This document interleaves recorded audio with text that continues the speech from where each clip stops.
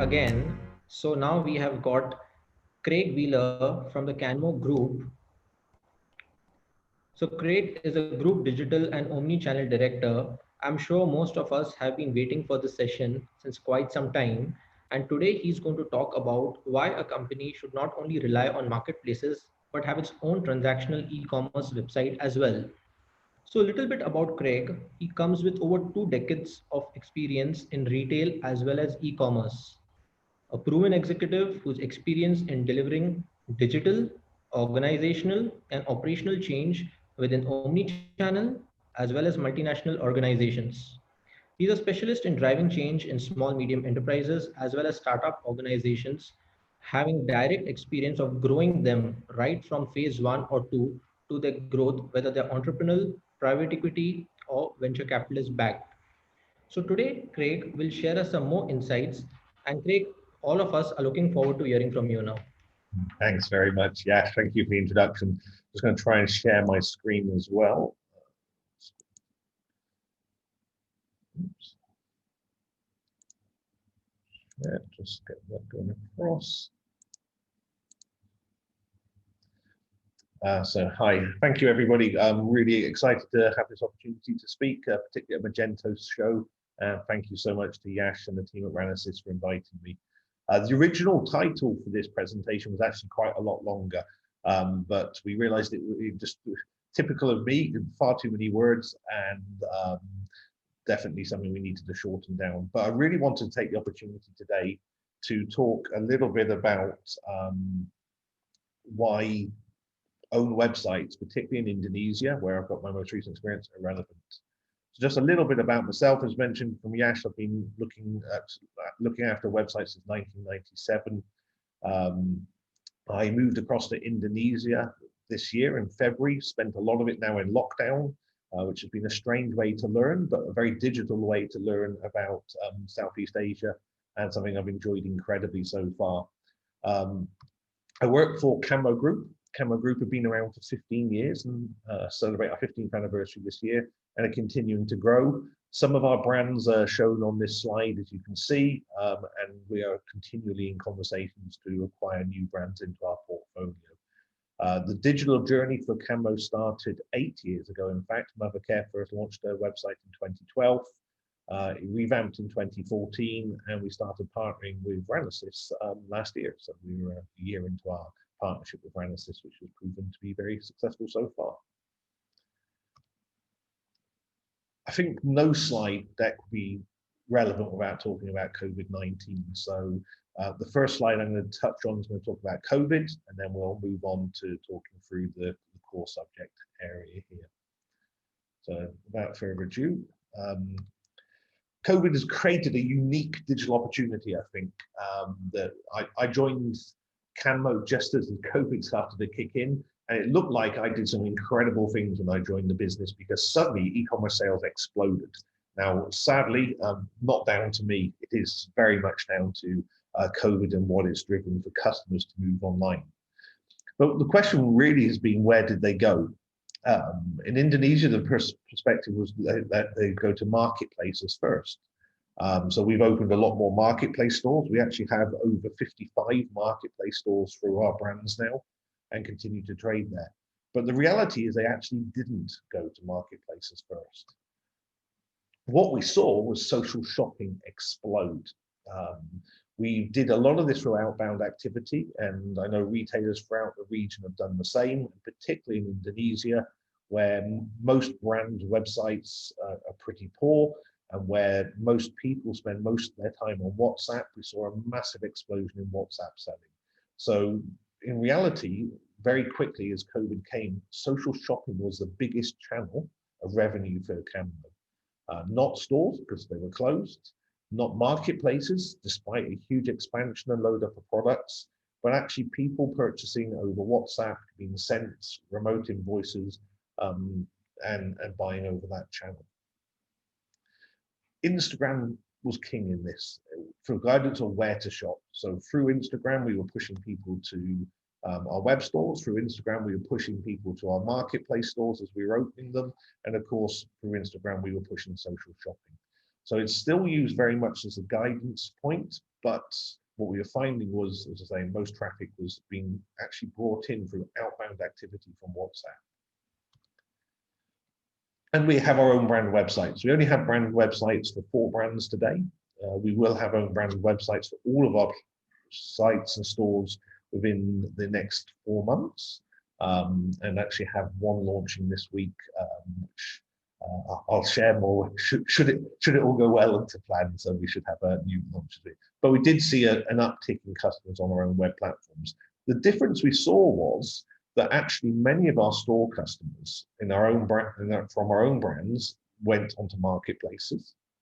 Many of them went through social shopping. We saw a massive growth in sales on our own platforms, but actually it came from new customers. So those that liked marketplaces were experienced, jumped straight to marketplaces. Those that were not comfortable shopping online, we contacted through WhatsApp and they were shopping over social shopping. But what we saw was new customers to our group significantly increase over our website. For our digital advertising, through having one of the stronger websites for our type of product in the industry, we saw a massive growth in new customers to our group, not just new customers to our websites. But again, social commerce, despite having been so successful, has its limits. The one thing that became really clear is that social commerce was only successful because we could link people through to our products and show them pictures of them and show them explanations of them. They were sending us web links, we were sending them web links. We did all utilize downloaded catalogs as well, but otherwise, if you don't have a website, you're sending people either to a marketplace, which gives away commission, or you're taking photos, which is far from professional. So what we saw was, despite it being the most successful platform, if you look through all of the chats, what you saw was a plethora of links to our websites.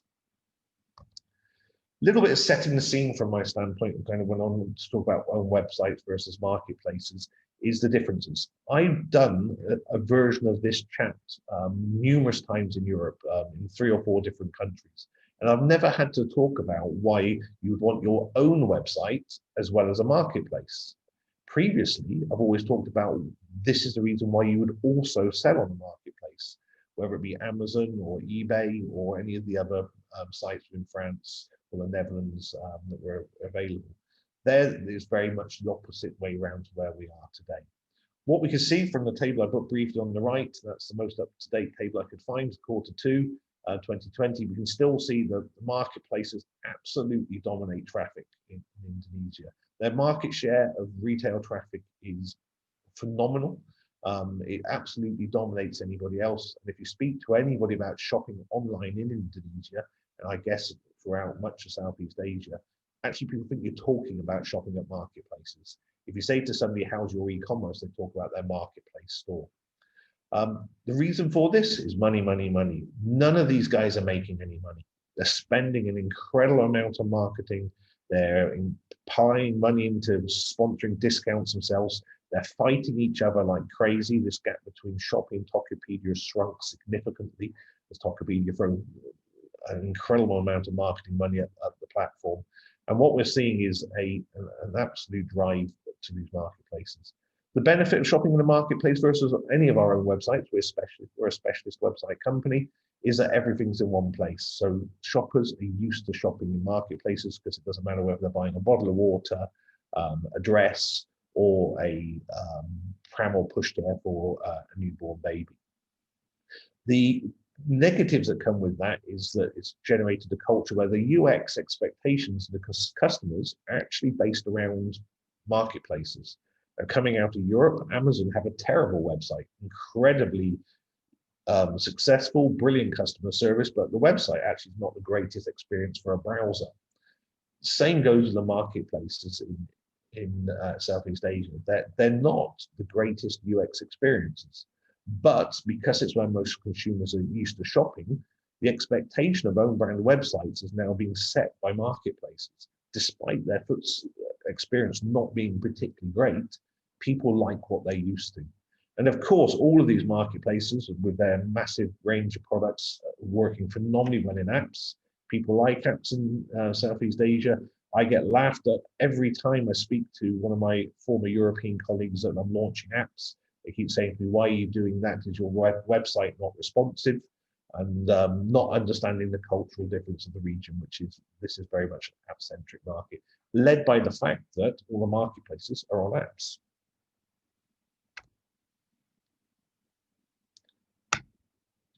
So I foresee some upcoming problems from this, though. Firstly, the marketplaces, they can't lose money forever.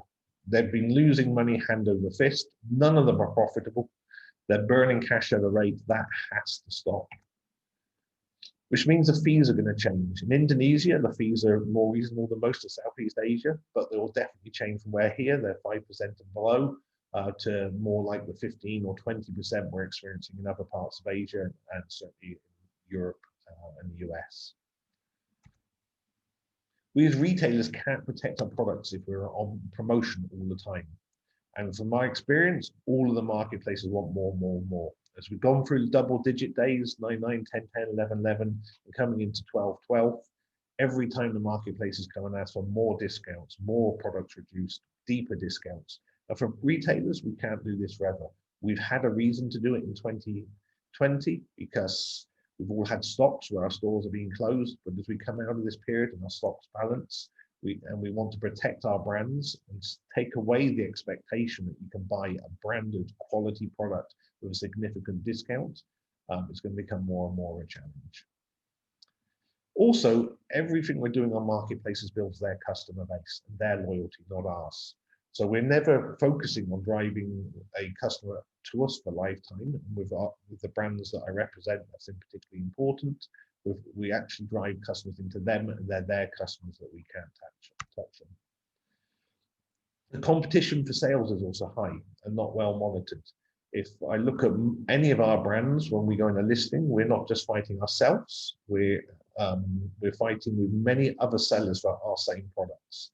Even when there are our own branded products like Mother Care Fashion, we find marketplace sellers who purchase them in an offer or a promotion and competing back against us. Then also the marketplaces do not monitor their competition well. So there are many stores that come up as official stores and they're not official stores. And then there's the way they sell. They just don't sell the way that you would sell as a normal retailer. They are biased to search. 80% of sales on marketplaces come from the search bar. They show a mix of new and old products.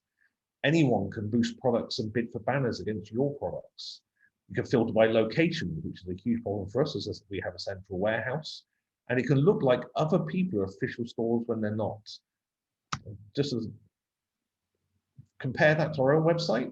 Our own websites are 10 to 15% of our sales are through search. The rest is through curated customer journeys that are of our desire and our specification. One example of this is I just pulled this one up this morning on Shopee. This is our Havaianas brand, and Havaianas is the website we're just about to launch. And you come on here, we have a Havaianas official store at the top. All 5 of those first products that all look like they're in the 12/12 promo and all look great, none of them are from us. They're not ours. They are bid against us from competition. Often they're not Havaianas items. They're actually alternative shoes.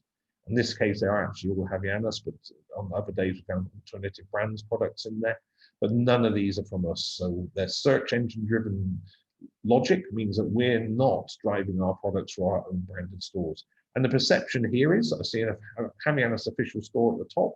I see 5 Havaianas products underneath. You'd expect they were from our brand, but they're not. None of them are official sales for our business. Also, the branding of the storefronts is a challenge. This is the shopping mall for Mother Care. A pretty bland, pretty ugly looking site, and this one size fits all. So consumers, if they shop in marketplaces, get this experience. If you go to Instagram, you get a slightly better branded experience, but still it's not great, and it's where consumers are being driven today. This is our Mother Care store. Like it or loathe it, it's on brand. It has rich content. It has categorizations that fit the way that consumers do shop based on our experience and tracking, and is an easy to search site with all of our own official new products on it. So we miss the branding through these other solutions. This becomes even worse on some of our other brands. This is our Nespresso website. If you go and look at the process in Shopee or Tokopedia and what they come up with. This Nespresso website, again, I don't think it's the prettiest in the world, but this is how Nespresso looks everywhere in the world. And that I cannot repeat that branding and that attention to detail and sustainability factors and all the other factors we talk about through a marketplace store. So it just doesn't fit with our brand methodology. So why should we have our own brand store? I'm conscious of time now. We need to protect our brand positioning. We need to get our branding right. We need to protect our customer experience and what is expected from each of our brands. As I said, in Nespresso in particular, sustainability is a big issue. We need to protect our price points. Marketplaces just drive price and sale. We need to run to our own promotion schedules, not marketplaces. I cannot deliver any alignment at the moment between the plans we have for our bricks and mortar stores, which align with our own websites, and our marketplaces, because marketplaces have their own promotional schedule. Nobody else is selling your products against you, which is something I think is super important. And the warehouse location no longer becomes an issue, and you can use omni-channel services. So we sell on our own website from all of our stores in our chain, meaning we're in 16 different cities, instead of being, as we are, a marketplace from a warehouse in one city. And today, you're measured on how a marketplace platform performs, not on how you perform.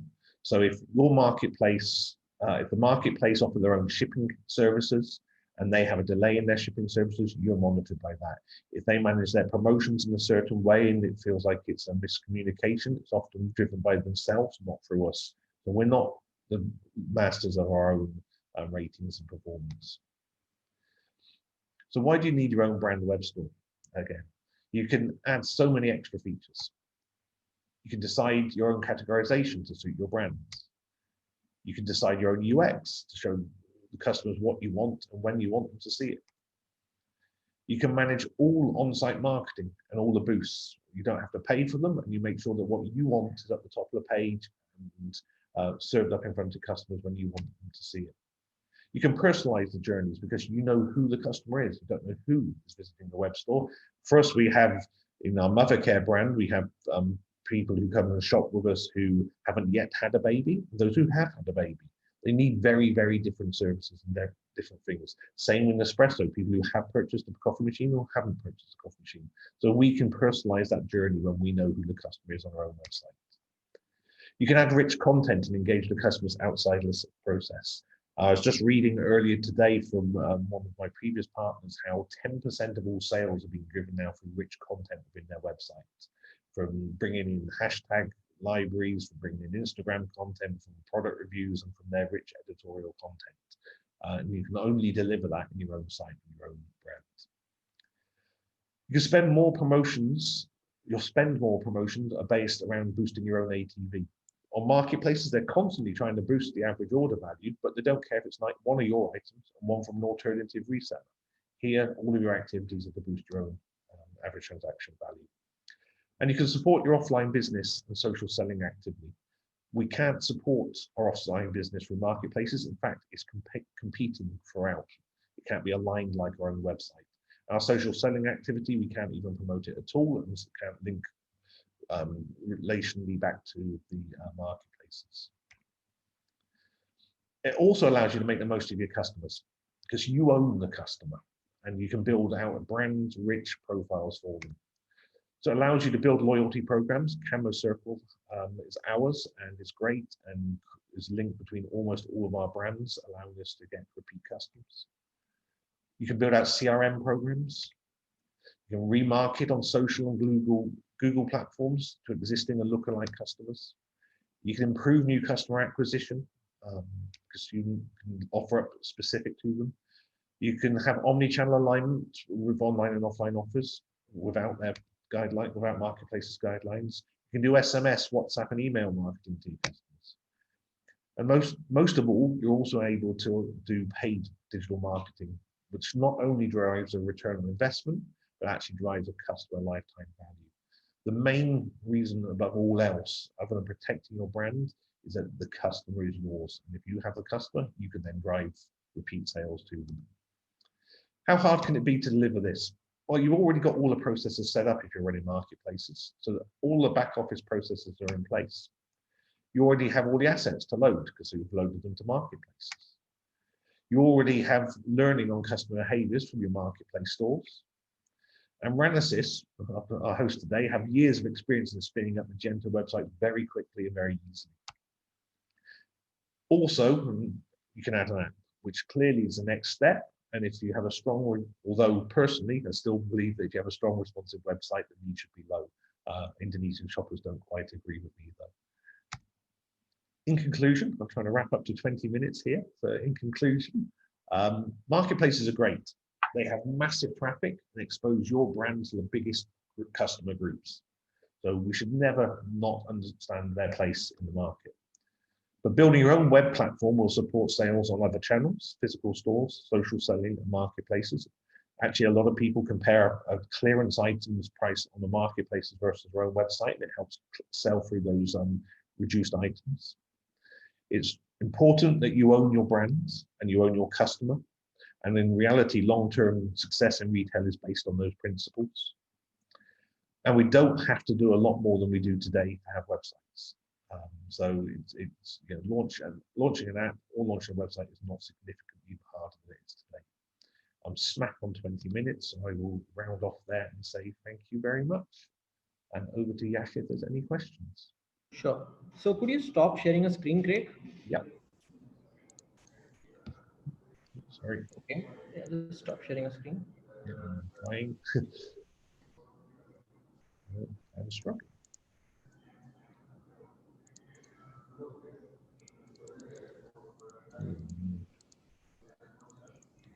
I'm not getting an option to stop.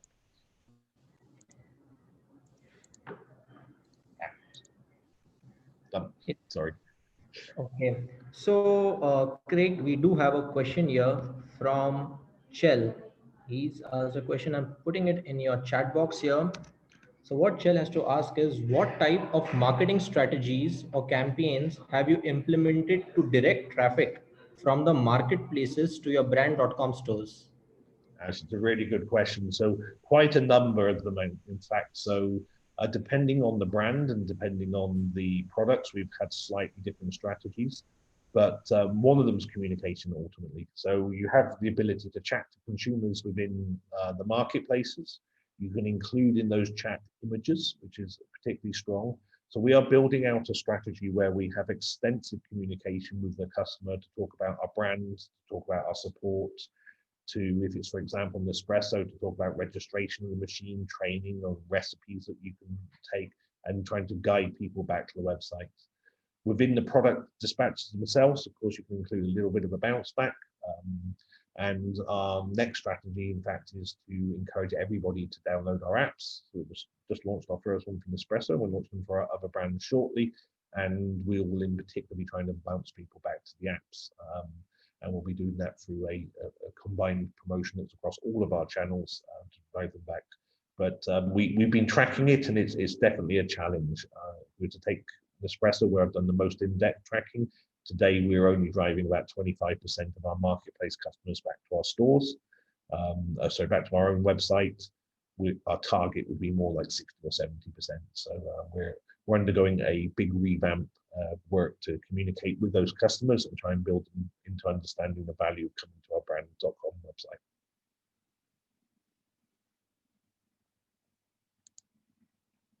Thank you, Craig. There's another question lined up for you. Here we go. It is from Ritesh. You have elegantly laid out the case against marketplaces. In your considered opinion, is there a happy medium where a company can leverage the strengths of both the approaches? Absolutely. And that in my final slide, that's the first thing. Marketplaces are fantastic. I am absolutely not anti-marketplaces. As I say, I spent most of my time in Europe doing this exact reverse talk, saying why you must be on marketplaces. I think that they're strong partners, and if you get the relationship right with your marketplace team, and they understand your goals and your brand's goals and objectives, and understand how they can work in a harmonious approach with you, then they're incredibly strong for you, and they can bring new customers into your brand. If you can then transition those back to your websites or leverage them into your business, it's important. particularly for a country like Indonesia, which is so widespread. We only have stores in 16 cities. That is most of the big cities, but not everybody lives in the cities. So if you want to reach the farther flung parts of the country, you want to be somewhere where you will be seen by people who may never have seen your physical stores, then marketplaces are particularly strong. So it's definitely a balanced approach. Okay, Craig, a follow-up question to the same one. Okay, how does this analysis translate to a B2B marketplace versus market space debate? It's an interesting one. We're just launching our first B2B website, so I guess we'll have some experience of that in market soon. B2B is interestingly strong in marketplaces in Asia, and my experience mostly coming from Europe and the US in my website previously uh, is not being B2B being a strength in marketplaces. So in all honesty, I don't know. One thing I won't do is make a claim if I don't understand it. I will be very interested to say we're just launching our own B2B. And I think we will see that it has its strengths in your own website, but I'm not certain the strengths of marketplace B2B at this Okay, Craig, I mean, in interest of time, we'll close here. There are more couple of questions which I suggest you to go into the moderate section, and moment. maybe you can take it up as per your own convenience. Super. Thank you very much, everybody. Have a great day. Thank you so much, Craig. Okay, guys, see you then at the panel discussion 5 minutes later. Bye.